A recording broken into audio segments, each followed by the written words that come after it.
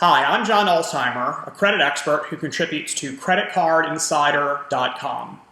Today's question is this: is there a reason to carry both a Visa and a MasterCard? Excellent question, and it kind of goes to the root of how many credit cards should I have and what type of card should I have? In other words, what variety of credit card should I have? In my mind, the answer is clearly yes.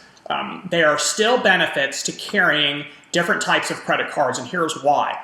Despite the fact that we're in 2014 and most retailers will accept any type of method of payment, plastic, cash, check, you still will find from time to time retailers that refuse to take certain types of credit cards.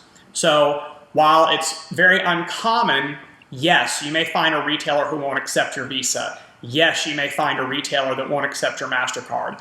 I look at it this way. It's best to have multiple credit cards, and in fact, I would even suggest having at least one card from all four of the major credit card issuing networks. So at least one Visa, one MasterCard, one Discover, and one American Express. This way you're going to ensure maximum usability because you're always going to have a method of payment that a retailer will accept as long as they take some sort of credit card. And believe it or not, having all these types of cards does not put you at risk to getting into more debt as long as you're responsible with your usage of the plastic. And one of the benefits that you may not think about by having all these different types of credit cards is the benefit to your credit scores. Credit scoring systems like to see a lot of available credit on credit reports. In fact, one of the most important measurements in your credit score is called revolving utilization, or your debt to limit ratio. And let me explain how this works. Your debt to limit ratio is calculated by taking the aggregate balances on all of your credit cards, so add up all the balances on all of your credit cards, and then dividing that number by the aggregate credit limits on all of your credit cards. So if you added up the limits on all your cards, you'd have your aggregate credit limit.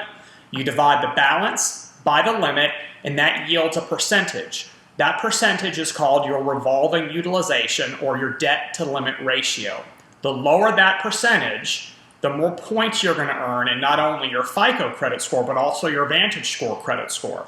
So having a lot of credit cards, many of them being unused, is actually going to help to keep that percentage lower and your credit score higher.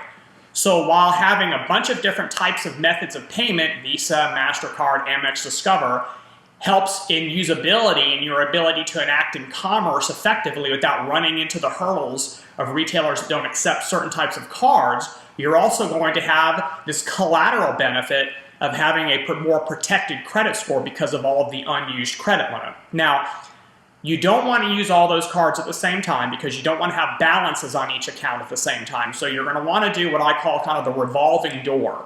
So every month, pick and choose a couple of credit cards, use those, pay them off at the end of the month, and put a couple of different ones in your wallet, use them the next month, pay them off, and just kind of continue to revolve them from time to time. That way, your credit card issuer is not going to close the account because of inactivity, and you'll always have method of payment. You're going to be well protected because of the Fair Credit Billing Act's cap on credit card fraud. It's going to help your credit score. You'll be in good shape. If you have any other questions pertaining to credit or finance topics, submit them to creditcardinsider.com. Thanks for watching. Have a great day.